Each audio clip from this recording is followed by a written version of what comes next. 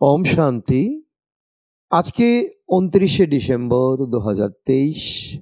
আমরা শুনছি প্রাত সাকার বাংলা মুরুলির আজকের মহাবাক্য। এই মহাবাক্যে বাবা বলেছেন, মিষ্টি বাচ্চারা, প্রশ্নের প্রতি সংশয়ান্বিত হওয়া ছেড়ে মন মনাভব স্মরণ করো। বাবা আর অবিনাশী সম্পদের উত্তরাধিকারকে স্মরণ করো। পবিত্র হও আর পবিত্র করে তোলো। আজকের প্রশ্ন, শিব বাবা বাচ্চারা তোমাদের দিয়ে নিজের পূজা করাতে পারেন না কেন? উত্তর, বাবা বলেন, আমি বাচ্চাদের মোস্ট অবিডিয়েন্ট সার্ভেন্ট। তোমরা বাচ্চারা আমার মালিক। আমি তো বাচ্চারা তোমাদেরকে নমস্কার জানাই। বাবা হলেন নিরহংকারী, নিষ্কামী। বাচ্চাদেরও বাবার মতো হতে হবে। আমি তোমাদের অর্থাৎ বাচ্চাদের দিয়ে নিজের পূজা কিভাবে করাবো? আমার পা তো নেই যা তোমরা ধুয়ে দেবে।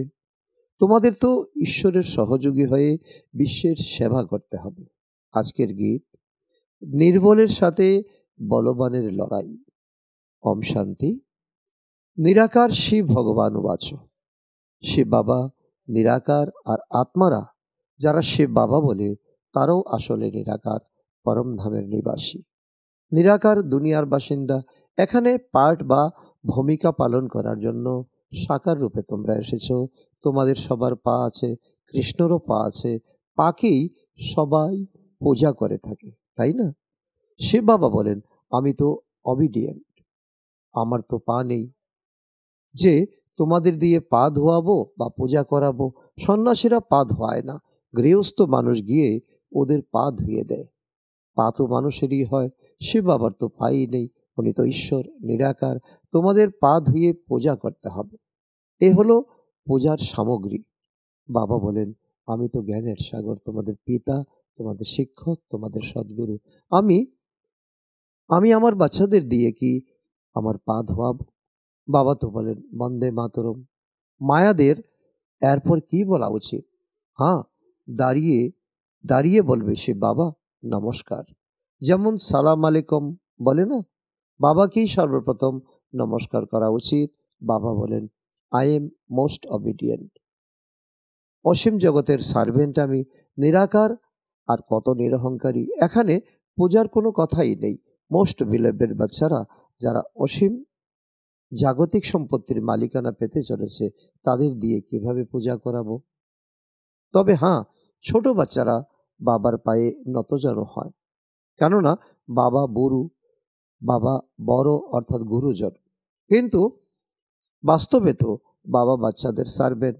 বাবা জানেন যে বাচ্চাদের মায়া অনেকভাবে বিরক্ত করে, খুব পরিশানি করে, খুব কঠিন সময়, অপার দুঃখ এখনো অনেক আসবে, অনেক আসার বাকি রয়েছে। এসব অসীম জাগতিক কথা। তখনই অসীম জগতের বাবা আসেন, অর্থাৎ দুঃখের সময়। বাবা বলেন, দাতা আমি একজনই তোমাদের, অন্য আর কেউ দাতা হতে পারে না। বাবার কাছে সবাই চায়, সাধু সন্তরা মুক্তি প্রার্থনা করে, ভারতের গৃহস্থ মানুষেরা ভগবানের কাছে মুক্তি, জীবন মুক্তি প্রার্থনা করে। সুতরাং দাতা তো আমি একজনই। গায়নও আছে না, সবার সদ্গতি দাতা একজন, গড ইজ ওয়ান। সাধুরাই যেখানে সাধনা করে অন্যদের সদ্গতি ওরা কিভাবে দেবে? মুক্তি আর জীবন মুক্তি ধাম দুইয়েরই মালিক একজন, বাবা। উনি নিজের সময় অনুসারে একবারই আসেন, এছাড়া বাকি সবাই জন্ম মৃত্যুর চক্রে আসে। ইনি একবারই আসেন যখন রাবণ রাজ্য শেষ হতে যায়, তার আগে কখনো আসেন না। ড্রামায় ওনার পার্টি নেই। সুতরাং বাবা বলেন, বাচ্চারা তোমরা আমার দ্বারাই আমাকে চিনতে পারো। মানুষ জানে না, তাই তারা সর্বব্যাপী বলে দেয়। এখন তো রাবণ রাজ্য, ভারতবাসীরাই রাবণকে জ্বালায়। অতএব এটাই প্রমাণ হয় যে ভারতেই রাবণ রাজ্য, রাম রাজ্য ভারতেই হয়। এসব কথা রাম রাজ্য স্থাপনকারীরাই বোঝাতে পারে। কিভাবে রাবণ রাজ্য হয় এসব কথা কে এসে বুঝান? নিরাকার শিব ভগবান বাচ। আত্মাকে শিব বলা হয় না? আত্মারা তোমরা তো সব শালিগ্রাম। শিব তো একজনকে বলা হয়, তোমাদের পিতাকে বলা হয়। শালিগ্রাম তো অনেক আছো, তোমরা এই সময়ে সকল আত্মা হলে শালিগ্রাম। এ হলো রুদ্র জ্ঞান যজ্ঞ। ওরা ব্রাহ্মণরা যজ্ঞ রচনা করে, যেখানে একটা বড় শিবলিঙ্গ আর ছোট ছোট শালগ্রাম বানিয়ে পূজা করে। দেবতাদের পূজা তো প্রতি বছর হয়। এখানে প্রতিদিন প্রতিদিন মাটির মূর্তি তৈরি করে, তারপর পূজা করে, তারপর আবার বিসর্জন করে। রুদ্রের অনেক মহিমা। শালিগ্রাম কারা, সে তো ওরা জানে না। যারা ভক্তি করে তারা কি জানে? তোমরা শিব শক্তি, তোমরা শিব শক্তি সানা পতিতদের তোমরা পবিত্র করে তোলো। এই সময় তোমরা রুহানি সোশ্যাল ওয়ার্ক করছো, শিবের পূজা তো হয়। শালগ্রাম কোথায় যাবে? তাই অনেক মানুষ রুদ্র যজ্ঞ রচনা করে শালগ্রাম পূজা করে। শিব বাবার সাথে বাচ্চারাও পরিশ্রম করছে। এই সময় শিব বাবার সহযোগী হচ্ছে। ওদের বলা হয় ঈশ্বরের সহযোগী। স্বয়ং নিরাকার নিশ্চয়ই কোনো শরীরেই আসবেন, তাই না? স্বর্গে তো সহযোগের প্রয়োজন নেই। সেই বাবা বলেন, দেখো এরা আমার সহযোগী বাচ্চা, নম্বর অনুসারেই তো হবে না, সবার পূজা তো করা সম্ভব নয়। এই যজ্ঞ ভারতেই রচিত হয়, এই রহস্য বাবাই বোঝান। ওরা ব্রাহ্মণরা বা শেঠরা এসব জানে না। বাস্তবে এটাই হলো রুদ্র জ্ঞান যজ্ঞ। বাচ্চারা পবিত্র হয়ে ভারতকে স্বর্গ করে তোলে। এটা একটা বড় হসপিটাল, যেখানে যোগ দ্বারা আমরা এবার হেলদি হয়ে উঠি। বাবা বলেন, আমাকে স্মরণ করো, এটাই তোমাদের মহামন্ত্র। দেহ অহংকার হলো প্রথম বিকার, যা যোগ তোমাদের ছিন্ন করে দেয়। যেই যোগের দ্বারাই তোমরা জন্ম জন্মান্তরের বিকর্ম বিনাশ করতে পারবে। বডি কনসাস হলেই বাবাকে ভুলে যায়, আর তখনই আরও বিকারগ্রস্ত হয়ে পড়ে। নিরন্তর যোগে থাকাই অনেক পরিশ্রমের। মানুষ কৃষ্ণকে ভগবান মনে করে, তার পূজা করে, কিন্তু সে তো পতিত পাবন নয় যে তার চরণকে পূজা করতে হবে। শিব তো হলেন চরণবিহীন। উনি এসে তো মাতাদের সার্ভেন্ট হন আর বলেন, বাবা আর স্বর্গকে স্মরণ করলে তোমরা 21 জন্মের জন্য রাজত্ব করতে পারবে। 21 কুলের গায়ন আছে না? অন্য কোনো ধর্মে এই গায়ন নেই। অন্য কোনো ধর্মাবলম্বীরা 21 জন্মের জন্য স্বর্গের বাদশাহী প্রাপ্ত করতে পারে না। এও ড্রামায় নির্ধারিত। দেবী ধর্মের যারা অন্য ধর্মে ধর্মান্তরিত হয়েছে তারাই আবার বেরিয়ে আসবে। স্বর্গে তো অপার সুখ, তাই না? নতুন দুনিয়া, নতুন মহল অনেক সুখ প্রদান করবে। অল্প পুরানো হয়ে গেলে কিছু না কিছু দাগ লেগে যায়, তখন তাকে রিপেয়ার করা হয়। যেমন বাবার অপরাম অপার মহিমা, ঠিক তেমনি মহিমা কিন্তু স্বর্গের, যার মালিক হওয়ার জন্য তোমরা এখন পুরুষার্থ করছো। আর কেউ স্বর্গের মালিক বানাতে পারে না।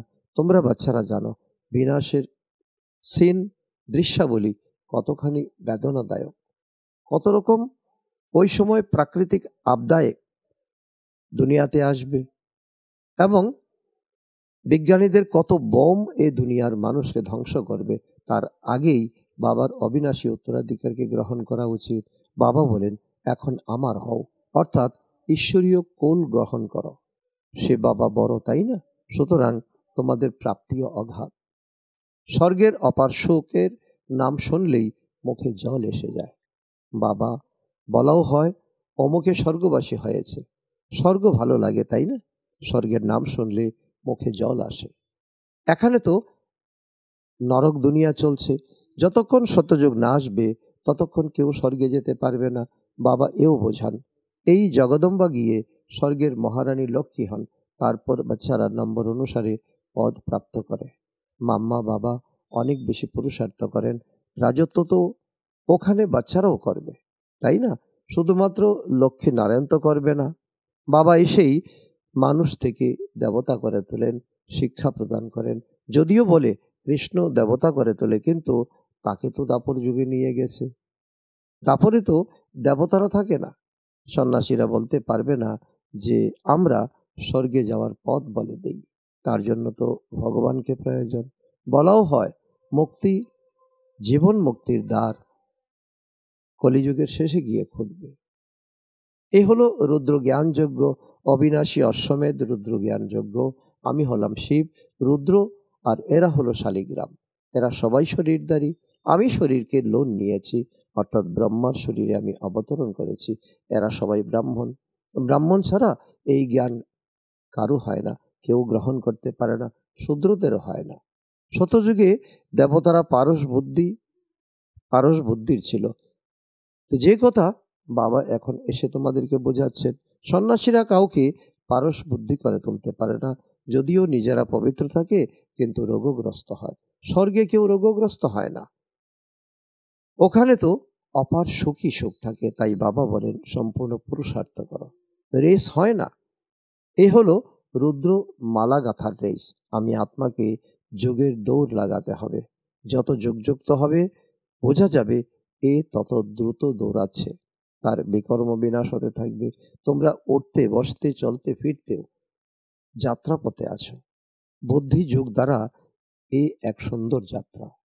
তোমরা তোমরা বলো, স্বর্গের এমন অপার সুখ প্রাপ্তির জন্য কেন আমরা পবিত্র থাকব না? মায়া আমাদের কোনোভাবেই টলাতে পারবে না। আমরা অবিচল হয়ে থাকব। প্রতিজ্ঞাবদ্ধ হতে হয়, অন্তিম জন্ম মরতে তো হবেই। তবে কেন বাবার কাছ থেকে অবিনাশী বর্ষা গ্রহণ করব না? অসংখ্য বাচ্চা বাবার এই সময় পুরুষার্থ করছে।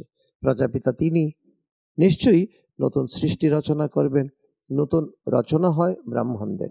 ব্রাহ্মণরা হলো রুহানি সোশ্যাল ওয়ার্কার। দেবতারা তো প্রালব্ধ ভোগ করে। তোমরা ভারতের জন্য সার্ভিস করো, তাই তোমরাই স্বর্গের মালিক হও। ভারতের সার্ভিস করা মানেই সবার সার্ভিস করা। ভারত হলো ঈশ্বরীয় জন্মস্থান। ঈশ্বর পরমপিতা পরমাত্মা এই ভারতেই অবতরণ করেন। সুতরাং এ হলো রুদ্র জ্ঞানযজ্ঞ। রুদ্র শিবকে বলা হয়, নাকি কৃষ্ণকে? কৃষ্ণ তো সত্যযুগের প্রিন্স, ওখানে এই যজ্ঞ ইত্যাদি হয় না। এখন হলো রাবণ রাজ্য, এই শেষ হয়ে যাবে, তারপর আর কখনো রাবণ তৈরি হবে না। রাবণ এসেই এই শিকল থেকে মুক্ত করেন।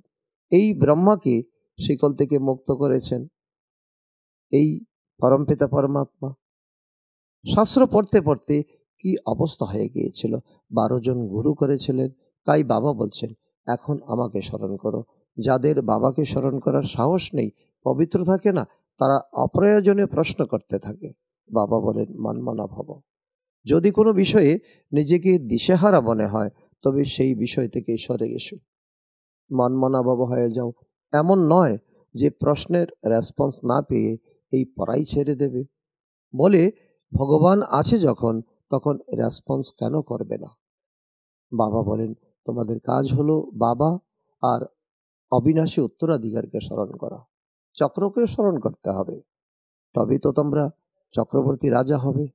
ওরা অর্থাৎ ভক্তি মার্গে ত্রিমূর্তি আর চক্রকে দেখায়। লিখে থাকে সত্যমেব জয়তে, কিন্তু অর্থ তো কিছুই বোঝে না। তোমরা এখন বোঝাতে পারো, কারণ ডিটেইল তোমাদের মধ্যে স্পিরিচুয়াল নলেজ আছে। শিব বাবাকে স্মরণ করলে সূক্ষ্ম বতনবাসী ব্রহ্মা বিষ্ণু শঙ্করও স্মরণে আসবে, আর সুদর্শন চক্র স্মরণ করলে বিজয়ী হতে পারবে। জয়তে অর্থাৎ মায়াকে জয় করা। কতখানি বোঝার মতো বিষয়, তাই না? এখানে নিয়ম আছে, হংস সভায় বক বসতে পারে না, অর্থাৎ অপবিত্রদের এখানে কোনো স্থান নেই। বিকে যারা স্বর্গের পরি তৈরি করে, তাদের উপরে অনেক রেসপন্সিবিলিটি রয়েছে। সর্বপ্রথম যখন কেউ আসে, তাকে সবসময় জিজ্ঞাসা করো, আত্মার বাবা কে জানো? প্রশ্ন যে জিজ্ঞাসা করবে নিশ্চয়ই সে জানবে, তবেই তো জিজ্ঞাসা করবে। সন্ন্যাসীরা এমন কখনো জিজ্ঞাসা করবে না, কারণ ওরা তো জানেই না। তোমরা তো জিজ্ঞাসা করবে, কারণ তোমরা জানো অসীম জগতের বাবাকে তোমরা জানো। প্রথমে তার সাথে যুক্ত হও। তাকে কি জানো?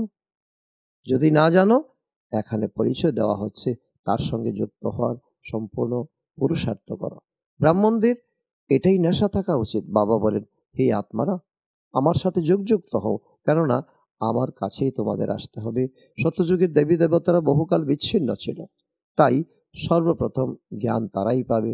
লক্ষ্মী নারায়ণ 84 জন্ম সম্পূর্ণ করেছে, সুতরাং প্রথম জ্ঞান তাদেরই পাওয়া উচিত। মনুষ্য সৃষ্টির যে বৃক্ষ অর্থাৎ ঝাড় রয়েছে, তার পিতা হলেন ব্রহ্মা আর আত্মার পিতা হলেন শিব। অতএব বাবা আর দাদা হলেন, তাই না?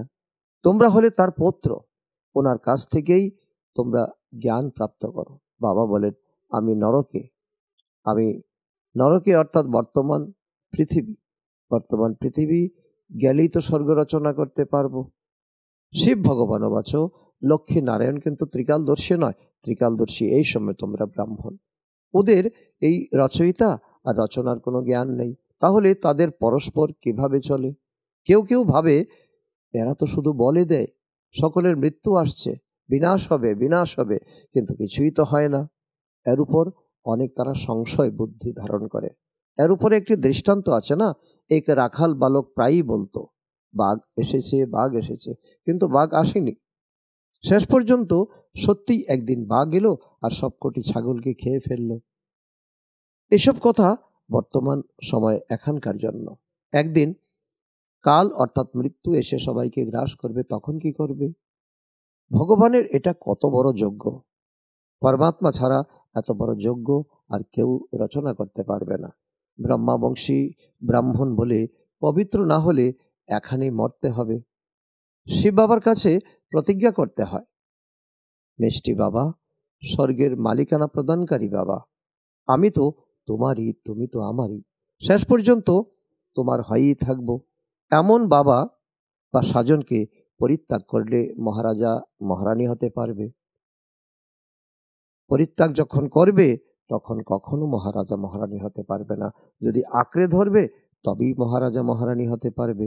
আচ্ছা, মিষ্টি মিষ্টি হারানিধি বাচ্চাদের প্রতি মাত পিতা বাপ দাদার স্মরণের স্নেহ সুমন আর সুপ্রভাত।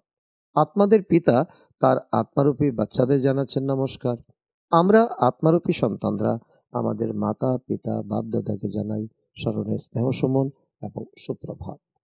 ধারণার জন্য মুখ্য সার: 1 নম্বর, সত্যিকারের খোদাই খেদমতগার অর্থাৎ ঈশ্বরের সহযোগী হয়ে ভারতকে স্বর্গে তৈরি করার কাজে পবিত্রতা রক্ষা করে বাবার সহযোগী হয়ে উঠতে হবে। আধ্যাত্মিক সোশ্যাল ওয়ার্কার হতে হবে। কোনো প্রকারের প্রশ্নে সংশয়ান্বিত হয়ে পড়াশোনা ছেড়ে দেওয়া উচিত নয়। প্রশ্নকে ছেড়ে বাবা আর অবিনাশী উত্তরাধিকারীকে স্মরণ করতে হবে। আজকের বরদান: সীমিত জগতের থেকে ঊর্ধ্বে থেকে সকলকে আপন ভাবের অনুভূতি করানো, অনুভবের প্রতিমূর্তি ভব। তার অর্থ হলো, যেমন সকলের মন থেকে বেরিয়ে আসে আমার বাবা, ঠিক সেই রকম সকলের মন থেকে আসা ইনি হলেন আমার। অসীম জগতের ভাই বা বোন বা দিদি দাদি যেখানে থাকো না কেন, অসীম সেবার নিমিত্ত হও। সীমিত জগতের থেকে ঊর্ধ্বে থেকে অসীমিতের ভাবনা, অসীমিতের কামনা রাখা, এটাই হলো ফলো ফাদার করা, ফলো মাদার করা। এখন এর প্র্যাকটিক্যাল অনুভব করো আর করাও। এমনিতেও অনুভবী বয়স্ক মানুষকে পিতাজি অর্থাৎ বাবা বা কাকাজি বলা হয়। সেই রকম অসীম জগতের অনুভবী অর্থাৎ সকলকে আপন অনুভব করাবে। এই অনুভবী তোমরা হয়ে উঠছো। আজকের স্লোগান: উপরাম স্থিতির দ্বারা উঠতি কলায় উঠতে থাকো, তবে কর্মরূপী ডালপালা বন্ধনে ফাঁসাবে না। আচ্ছা, ওম শান্তি।